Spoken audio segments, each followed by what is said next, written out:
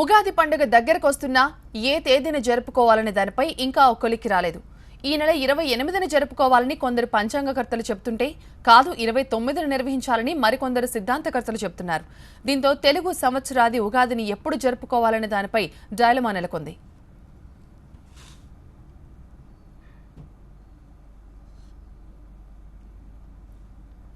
తెలంగాణ ప్రభుత్వం మార్చి 28న పండుగ జరుపుకోవాలని నిర్ణయించింది. తెలంగాణ ముఖ్యమంత్రి పలువురు పండితుల్ని సిద్ధాంతుల్ని సంప్రదించిన తర్వాతే ఈ నిర్ణయం తీసుకున్నారు. కానీ ఏపీ ప్రభుత్వం మాత్రం మార్చి 29న ఉగాది పండుగను ప్రకటించింది. ఏపీ ప్రభుత్వం టీటీడీ క్యాలెండర్ని ఫాలో అవుతోంది. టీటీడీ క్యాలెండర్ ప్రకారం మార్చి 29న పండుగ సెలవు ప్రకటించింది ఏపీ ప్రభుత్వం. ఉగాది గణితం పంచాంగ లెక్కల ప్రకారం ఉగాదిని ఈ నెల 29న జరుపుకోవాలని సిద్ధాంతి కప్పగంతు సోమయాజులు చెబుతున్నారు. కొంతమంది ఈ నెల 28న ఉగాది జరుపుకోవాలని తప్పుదోవ పట్టిస్తున్నారని చెప్తున్నారు. ఈ విషయంలో ఏపీ ప్రభుత్వాన్ని సైతం తప్పుదోవ పట్టించారని ఆరోపిస్తున్నారు. అయితే ఉగాది ఈ నెల 28వ తేదీనే జరుపుకోవాలంటున్నారు పంచాంగకర్త శ్రీనివాస గార్గయ్య.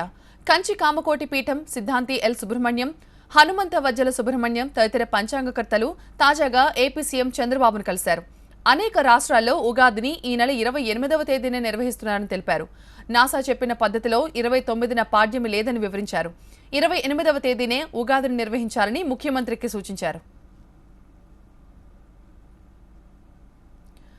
మార్చి 28న ఉదయం 8:27 అమావాస్య అంతమై హేవళంబి నామ సంవత్సర పాడ్యమి ప్రారంభమవుతుంది. మరుసటి రోజు తెల్లవారుజామున 5:45 పాడ్యమి ముగిసిపోతుంది. 2 సూర్యోదయాల సమయంలో పాడ్యమి తిథి లేనప్పుడు మొదటి రోజునే పాడ్యమిగా భావించాలని పంచాంగానికి ప్రామాణిక గ్రంథం ధర్మసింధులో ఉంది. దాని మేరకే మార్చి 28వ తేదీన ఉగాదిగా నిర్ణయించినట్లు దృక్ సిద్ధాంతకర్తలు చెబుతున్నారు. మొన్న వరలక్ష్మి వ్రతం, నిన్న కృష్ణ పుష్కరాలు, ఇప్పుడు ఉగాది. ఇలా ఏ పండుగైనా ఏ రోజు జరుపుకోవాలనే దానిపై డైలమా నెలకొంటోంది. ఒక్కో పంచాంగకర్త ఒక్కో రోజును సూచించడంతో ఇటు ప్రభుత్వం అటు ప్రజలు కూడా డైలమాలో పడుతున్నారు. పండితుల మధ్య ఏకాభిప్రాయం లేకుంటే ఎలా అని సామాన్య జనం ప్రశ్నిస్తున్నారు.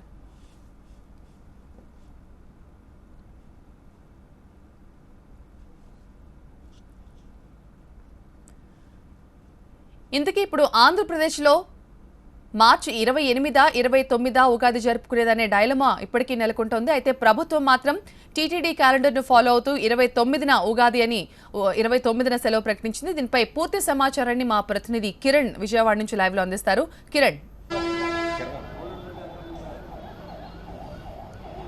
నిజంగా ఉగాది ఎప్పుడు జరుపుకోవాలి అనే దానిపైన ఇంకా సందిగ్ధత కొనసాగుతూనే ఉంది. కొంతమంది ఏదైతే మార్చి 29న జరుపుకోవాలని శృంగేరిపీఠం చెప్తున్న నేపథ్యంలో అదే కంచి కామకోటి మాత్రం 28న జరుపుకోవాలని చెప్తుంది. అయితే ప్రజల్లో మాత్రం భక్తుల్లో మాత్రం ఇది కొంచెం సందిగ్ధత నెలకొందనే చెప్పాలి. ఎక్కడా కూడా ఎప్పుడు జరుపుకోవాలి, ఎలా జరుపుకోవాలి అంటే సాధారణంగా అది నూతన సంవత్సరంగా తెలుగు ప్రజలందరూ కూడా భావిస్తారు. అయితే టీటీడీ క్యాలెండర్లో 29 ఉంది. బేసిక్గా ఏపీలో ఎక్కువ మంది టీటీడీ క్యాలెండర్ని ఫాలో అవుతారు. ఆ క్యాలెండర్ ప్రకారమే చెప్తారు. అయితే కొంతమంది స్వయంగా ముఖ్యమంత్రిని కలిసి 28వ తారీఖున మాత్రం జరుపుకోవాలి, దేశవ్యాప్తంగా కూడా అదే రోజున జరుపుకుంటున్నారని చెప్తున్నారు. దీనికి సంబంధించి మనతో మాట్లాడి కొంతమంది పంచాంగకర్తలు ఉన్నారు. మీరు చెప్పండి, సాధారణంగా 28వ తేదీని కొంతమంది, 29 కొంతమంది అంటున్నారు. అసలు పాడ్యమి 29న ఉండదని చెప్పి నాసా ఇచ్చిన దాని ప్రకారం కూడా స్పష్టమవుతుంది. మీరేం చెప్తారు? పంచాంగం అంటూ గణితాన్ని మేము చేసుకునేప్పుడు మాకు నాసాతో సంబంధం ఉండాల్సిన అవసరం లేదండి. కారణం అంటే మా సిద్ధాంతాలు మేము ప్రూవ్ చేసుకోవాలి, కానీ నాసాతో ముడిపెట్టి ప్రూవ్ చేసుకోవడానికి అనవసరమైన విషయం. రెండో విషయం ఏంటంటే గణితం ఇక్కడ 4 రకాల పంచాంగాలు మార్కెట్లో ఉన్నాయి. 4 రకాల పంచాంగాలు వాళ్ళ గణితాలు మహర్షులు చెప్పిన విధానం అంతా ఒకటే. కానీ ఇక్కడ ఏమవుతుందంటే శృంగేరి వారి పద్ధతి ప్రకారం చేసే వాళ్ళ రీత్యా బాలశంకర శర్మ గారి పంచాంగం, అలాగే బుట్టేవారి పంచాంగం, మా పంచాంగం ఇట్లా పూర్వపతి పంచాంగాలు 29 వస్తే దాని ప్రకారం శృంగేరి వారిది కూడా అదే పద్ధతి కాబట్టి వాళ్ళు నిర్ణయం చేశారు. చేశాక భక్తుల మనోభావాల్ని భక్తుల్లో ఒక వర్గీకరణ చేయడానికి కంచివారు ఇట్లా 28 తారీఖు పెట్టారు. వాళ్ళ గణితం కరెక్టే, వాళ్ళని అనుసరించే వాళ్ళు చేసుకోవాలి. కానీ ప్రభుత్వం విధానాలని లేకపోతే ఒక పీఠాన్ని అవమానించేలాగా 29 తారీఖుని క్యాన్సిల్ చేయించి 20 తారీఖు పెట్టమంటే ఇప్పుడు శృంగేరి భక్తులందరూ అనుకుంటారు ఒక శృంగేరి స్వామివారి నిర్ణయం తప్పనుకుంటా అనుకునే పరిస్థితి వస్తుంది. ఇట్లా పీఠాధిపతుల్లో వర్గీకరణ, భక్తుల వర్గీకరణ దిగొచ్చి హిందూ మతంలోనే చివరికి ఒక విధమైనటువంటి కలహాన్ని దిగొచ్చే ప్రయత్నం చేసుకొస్తున్నారు. ఇదంతా కూడా బలవంతంగా రుద్దుతో భక్తుల్లో కలహాలు తీసుకొస్తున్నారండి. ఇదంతా కూడా ఇది చేయకూడదు. ఎవరు పంచాంగం వాళ్ళు అనుసరించాలి.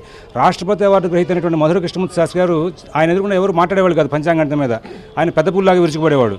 అలాంటి ఆయన కూడా ఎప్పుడు కూడా నా పంచాంగం ప్రకారం మీరు చేసుకోవడం ఎప్పుడు రుద్దలేదండి. గోదావరి పుష్కరాలు నా ప్రకారం నేను స్నానం చేస్తున్నానని వెళ్ళి స్నానం చేసి మీడియాకి చూపించారు తప్పితే మీరందరూ ఫాలో అవ్వడం ఎప్పుడు రుద్దలు ఆయన. అంత పండితుడు అట్లా చేయకపోతే వీళ్ళు అంత పాండిత్యం ఉన్న వాళ్ళు కాదు. కాకపోయినా సరే రుద్దేస్తున్నారు బలవంతంగా.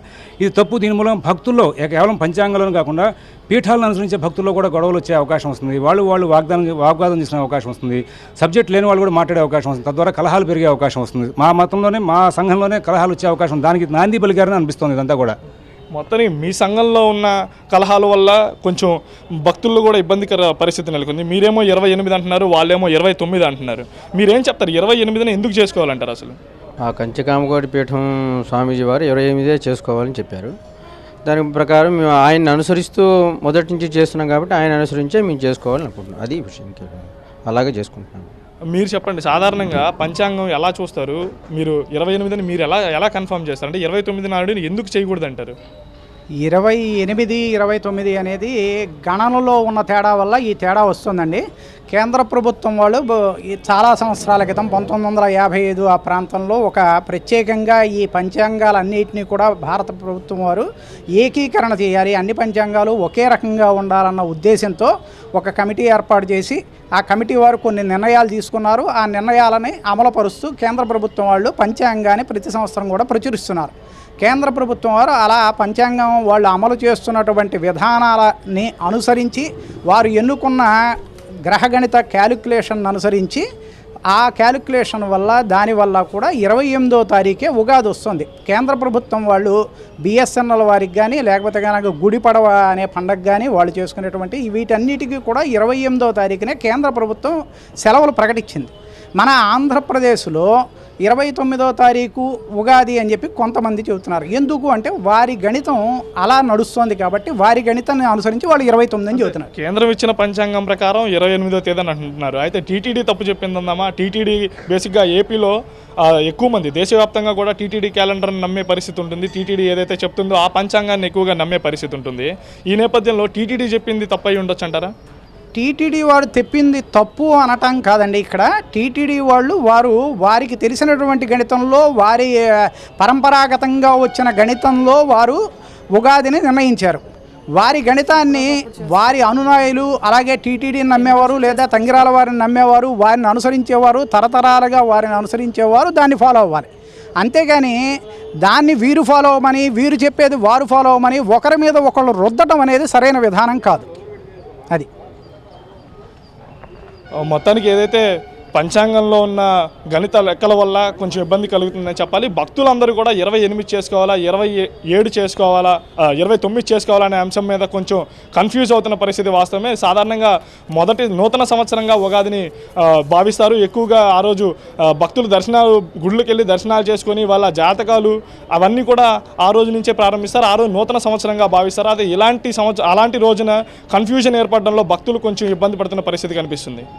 Thank you Kiran. మొత్తానికి ఉగాదిపై ఈ పంచాంగం పంచాయతీ ఎప్పటికి తేలుతుందో చూడాలి.